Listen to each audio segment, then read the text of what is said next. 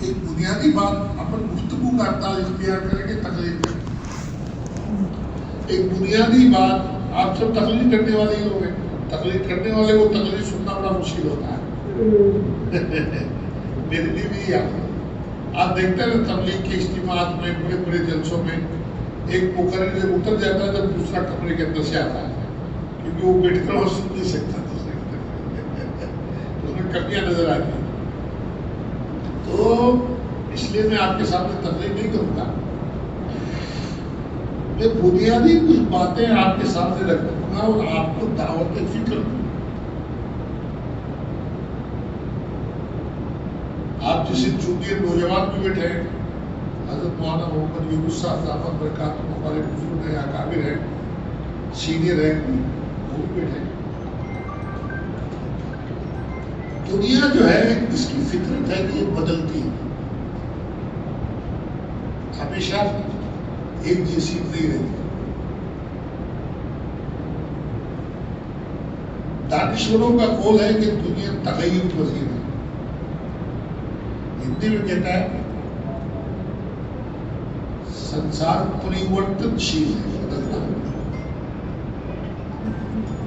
ابھی میں تھوڑی دیر پہلے سورت گڑھ میدان میں آپ کے گور میں بیٹھا، تھوڑی دیر بعد ہم کہیں چلے گئے، بدل گئے حالات. اس طرح دنیا بدلتی. اور جو بدلاؤ زندگی میں آتا ہے، جو بدلاؤ دنیا میں آتا ہے، وہ بدلاؤ جو ہے انصافی زندگیوں کو، انصافی سوسائٹیوں کو متاثر کرتا ہے.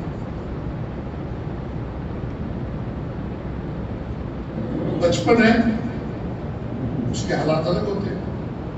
جوانی ہے، جب وہ آتی ہے تو حالات الگ ہو جاتے ہیں.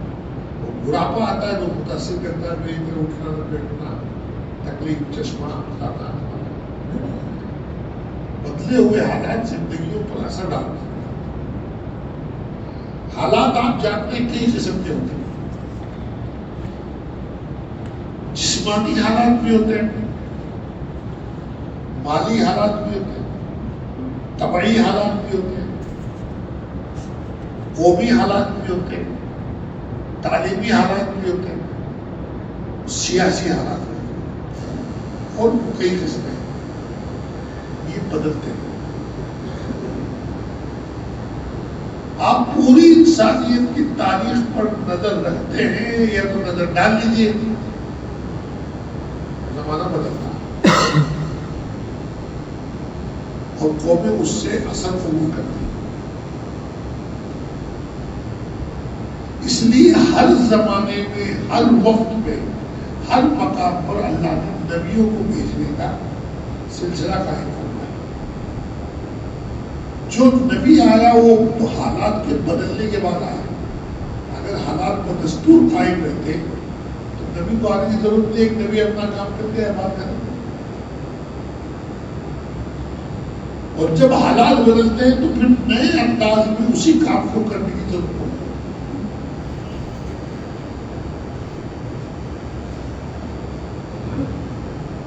آپ کوئی، ہم لوگ مسلمان ہیں،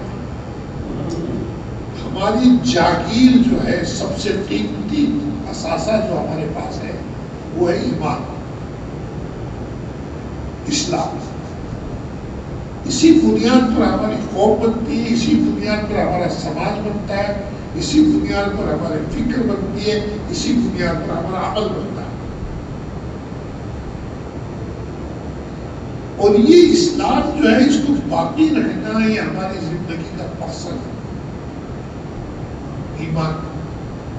اور ہمارے علماء کی زندگی کے دو مقصد ہیں، اپنی زندگی میں باقی رکھنا اور امت کی زندگی میں اس کو باقی رکھنا. یہ ہمارے دو مقصد ہیں. عام آدمی کا ایک ہی مقصد ہے، لیکن ہمارا مقصد دو ہے، دونوں زندگیوں کو باقی رکھنا. اسلام بھی اور دین بھی حالات سے متاثر ہوتا ہے.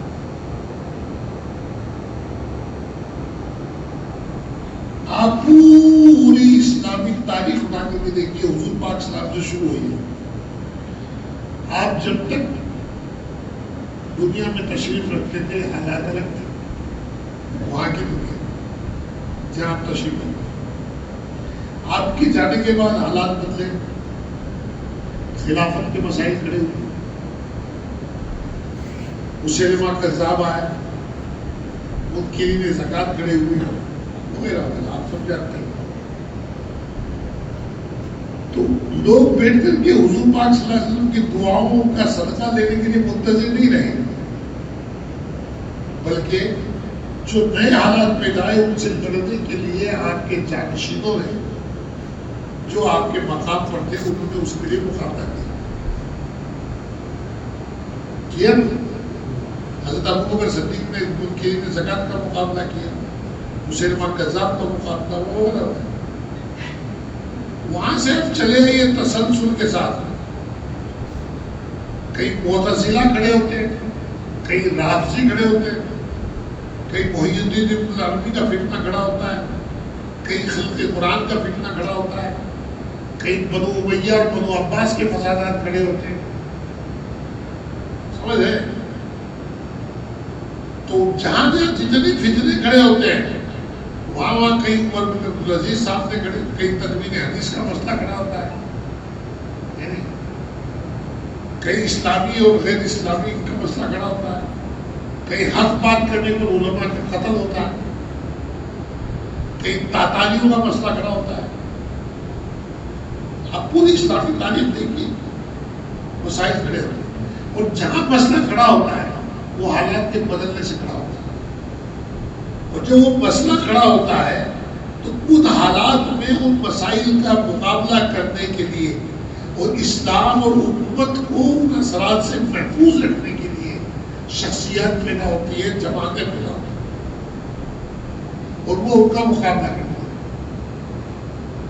حضرت سیدنا ابوبکر صدیق رضی اللہ عنہ سے لے کر کے آپ تسلسل سے آئیے, ایک شخصیتوں کا میں نام لوں تو آدھا گھنٹہ نہیں ہے, سب کے دیکھیں آپ, کئی ابن تیمیہ آ رہے ہیں, کبھی کوئی آ رہا ہے, کبھی حضرت امام احمد بن حنبل آ رہے ہیں, وہ خلق قرآن کا مقابلہ کر رہے ہیں, کبھی کوئی آ رہا ہے, کبھی کوئی آ رہا ہے. آئے انہوں نے مقابلہ کیا اور اسلام کو اور امت کو فتنوں سے محفوظ رکھا. یہ بنیادی بات ہے اور یہی مقصد ہمارا ہے. آگے آئیے, آپ ہندوستان میں آئیے, پورے عالم سے میں بیچ میں آپ کو قصہ سناتا ہوں چھوٹا سا.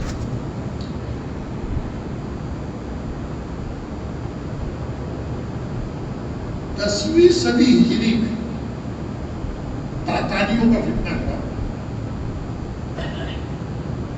تاتاری قوم کی تاریخ آپ پڑھیے, جسے آج جاپان کہتے ہیں. وہاں پر ایک علاقہ ہے منگول, وہاں ایک وحشی قوم رہتی ہے. وقت کے اسلامی مسلم خلیفہ سے اس کا ٹکراؤ ہو گیا. اس وقت اسلامی حکومت 4 بر اعظم پر محیط تھی.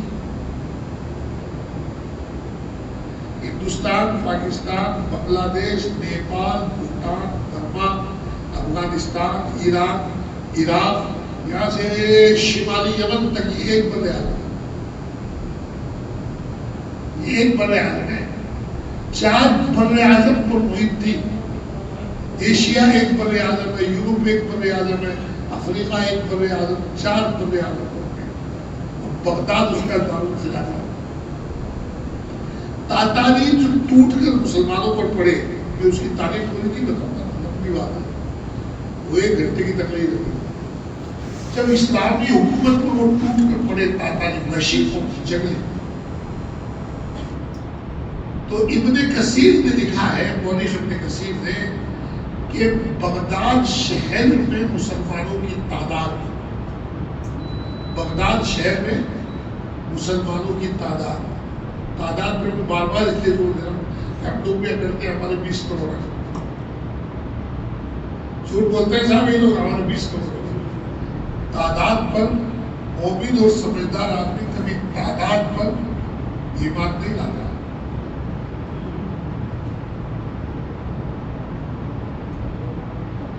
کوالٹی پر ایمان لاتا. تو اس وقت مسلمانوں کے بغداد شہر کی تعداد تاتاری قوم سے زیادہ تھی. تو چاند بر اعظم کی کتنی ہوئی؟ تاتاری ٹوٹ کر مسلمانوں پر پڑے. ابن کثیر لکھتا ہے کہ انہوں نے بغداد کی اینٹ سے اینٹ بجا.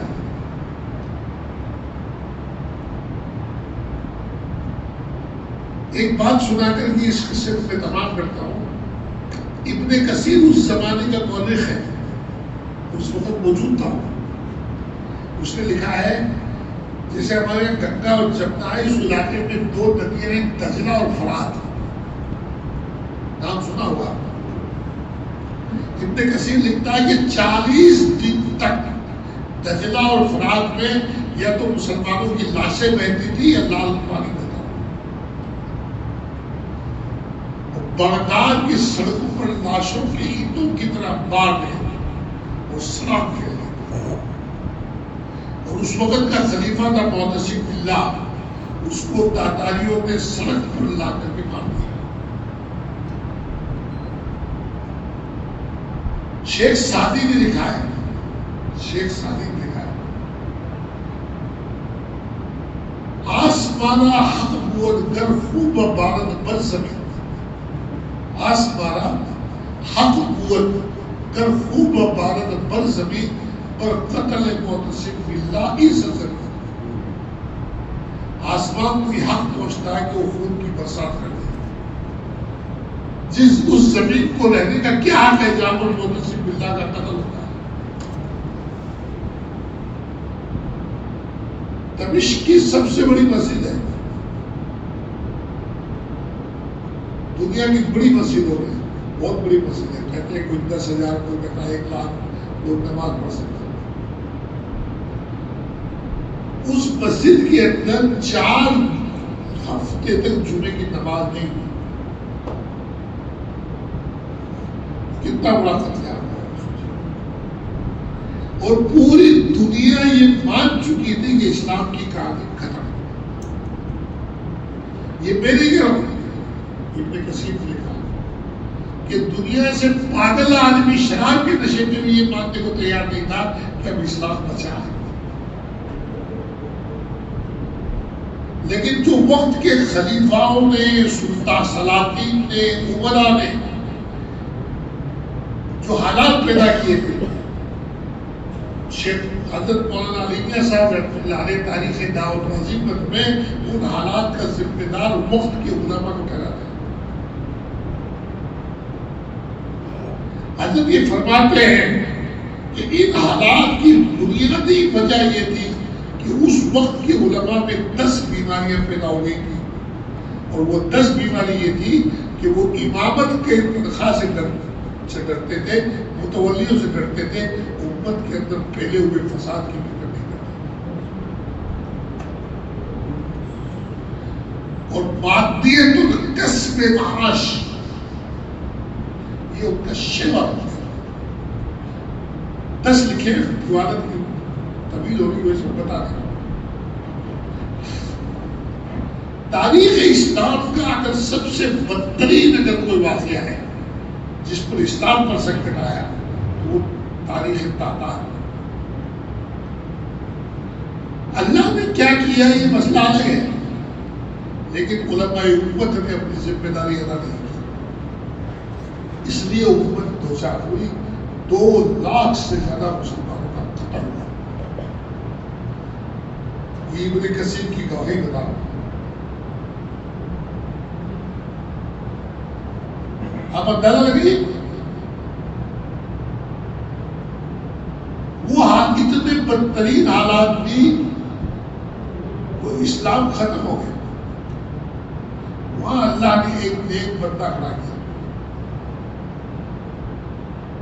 وہ بڑا عجیب قصہ اگر میں آپ کو بتاؤں گا. ایک اللہ کا بندہ کھڑا ہوا شیخ جمال الدین نام سے. انہوں نے کھڑے ہو کر کے تاتاریوں کی 3ری پیڑھی میں اسلام کو داخل کیا. وہی ابن کثیر جو یہ کہتا ہے کہ اسلام کا سورج غروب ہو گیا، وہی ابن کثیر کہتا ہے کہ میں نے اسلام کو طلوع ہوتے ہوئے دیکھا. اور انہیں تاتاریوں کی نسل میں اللہ نے ان لوگوں کو پیدا کیا جنہوں نے شیخ جمال الدین کی توجہ اور محنت سے 1,00,000 کا قافلہ لے کر کے وہ دمشق کی مسجد عبد الملک ابن مروان میں جمعہ کی نماز پڑھنے کے لیے جا رہا تھا. کون؟ تاتاری خلیفہ. اسی کو اقبال نے کہا ہے زمانے پہ آیا یورش تاتار کے افسانے سے، ہے زمانے پہ آیا یورش تاتار کے افسانے سے، پاس ماں مل گئے کعبے کو صنم خانے سے. کعبے کے محافظین ناکام ہو گئے، اللہ نے صنم خانے سے روک دیا. جب حالات بدلتے ہیں اور بدلے ہوئے حالات کے لیے علماء و امت ذمہ دار ہوتی ہے تو اللہ ان کو رحم نہیں کرتا. شاید ایسے ہی حالات عرب میں پیدا ہو رہے ہیں اور شاید ایسے ہی حالات کی طرف ملک بڑھ رہا ہے. میں بہت فکر مندی سے آپ کو کہہ رہا ہوں، اللہ کی طرف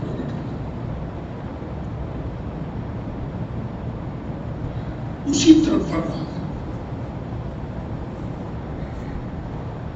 دعاؤں سے کام چلتا اور نبی سے مقبول کس کی دعا ہے؟ دعا کے ساتھ دوا بھی کرنا.